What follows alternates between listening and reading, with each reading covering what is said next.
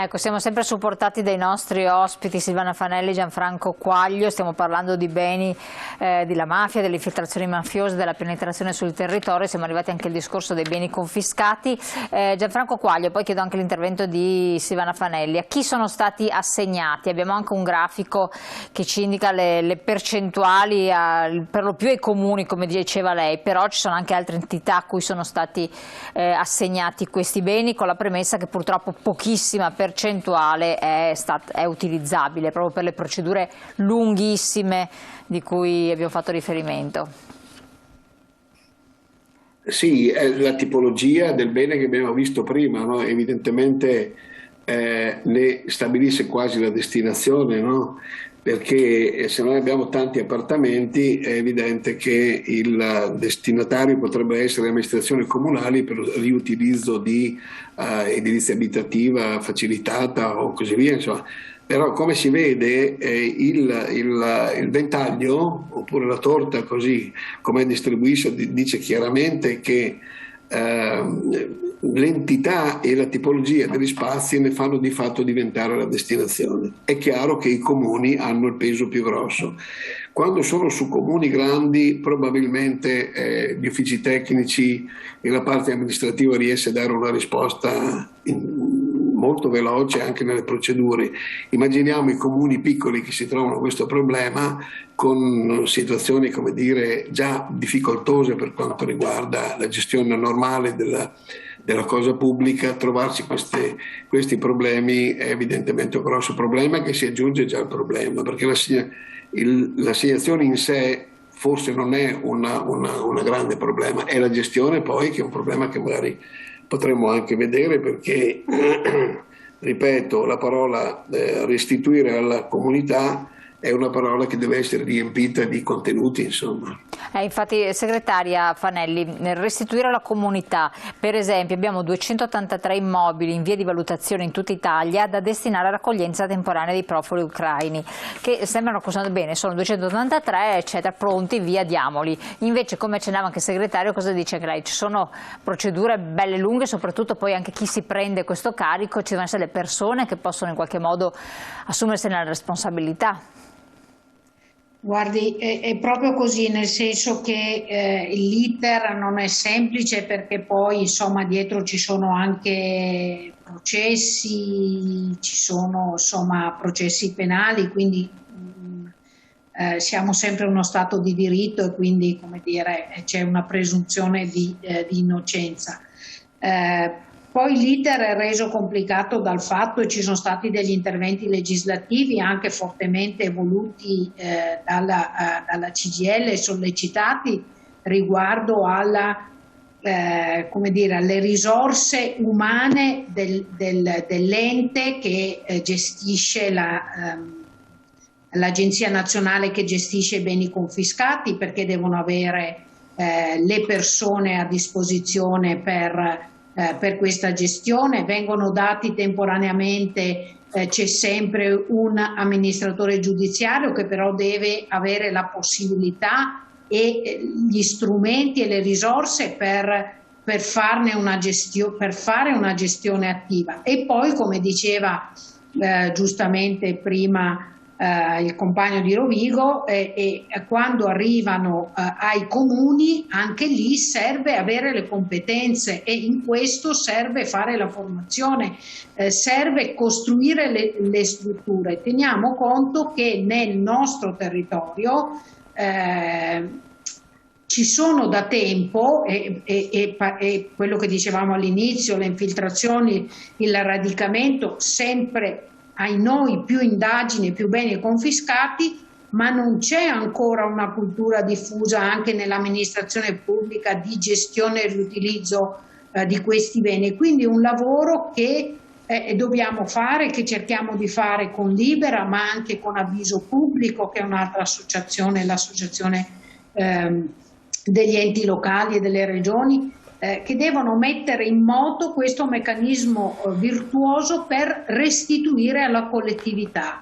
In molti comuni forse non c'è neanche la consapevolezza che ci sono delle delle strutture sequestrate alla criminalità organizzata nel proprio territorio da poter riutilizzare. Bisogna accelerare, ma creando competenze e anche risorse umane che possano occuparsi di queste situazioni. Chiaro. Segretario, chiedo a lei, ci sono di questi beni confiscati, alcuni sono operativi, ci sono i cosiddetti campi che vengono utilizzati, campi della legalità, abbiamo visto appunto delle slide a questo riguardo, che vengono attivati anche per far formazione, come diceva la segretaria, e anche per i più giovani, dove siete parte in causa anche voi.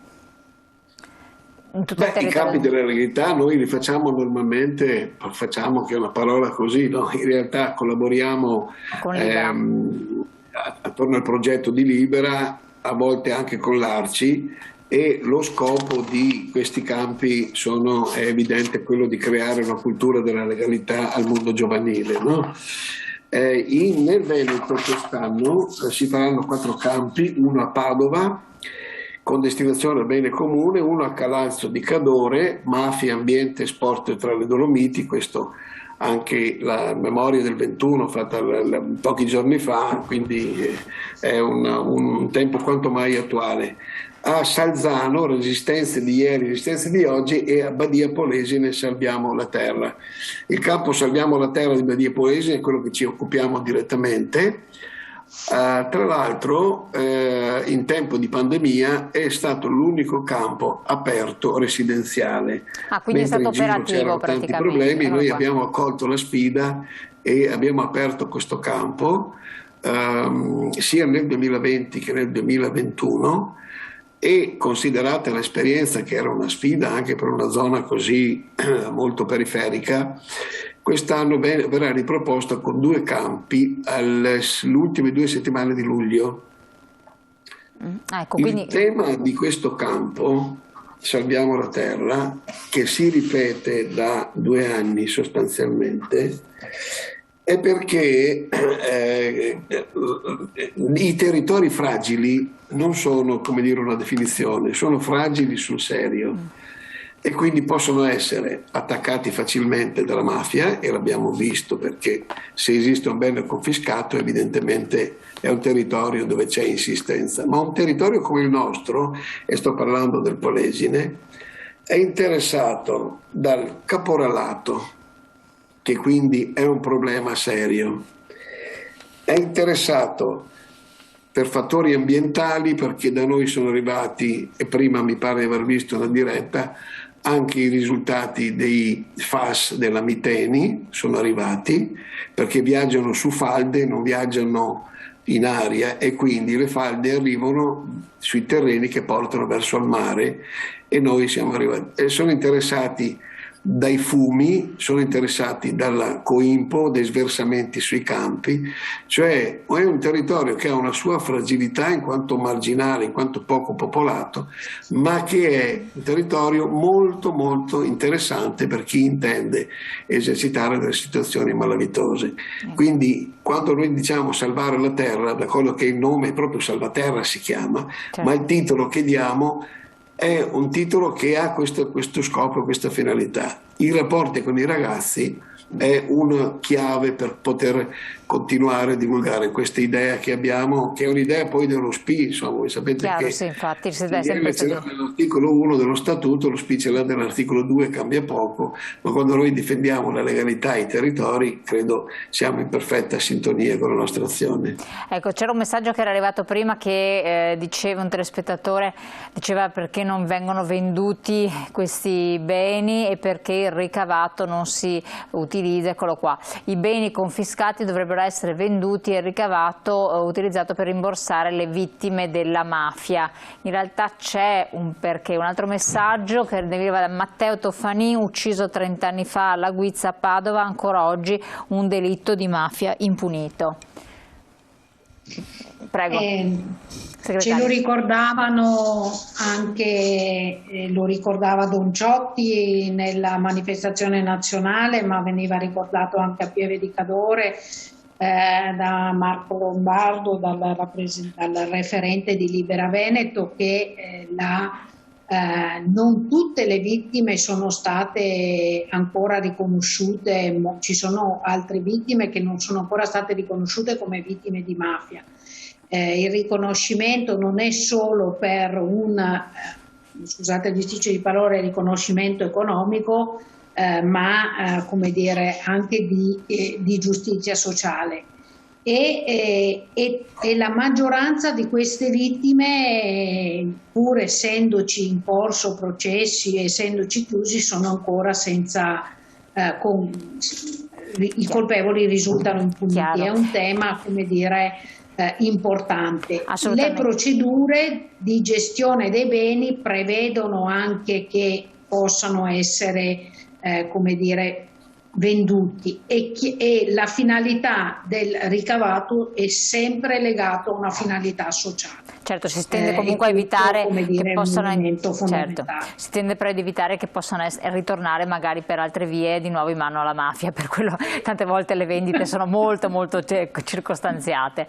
Allora siamo giunti al termine, io vi ringrazio Silvana Fanelli, segretaria CGIL del Veneto, e Gianfranco Quaglio, segretario organizzativo SPI CGIL di Rovigo, per aver affrontato questo tema. Avete visto anche i numeri telefonici, comunque chiamate lo SPI CGIL se siete interessati per fare queste esperienze, per avere ulteriori informazioni, per coinvolgere i ragazzi in questi campi della legalità che sono estremamente utili, informativi e formativi. Grazie a voi, grazie cari telespettatori di aver partecipato e averci seguito. La puntata la potete rivedere in replica come sempre sul nostro sito. Grazie.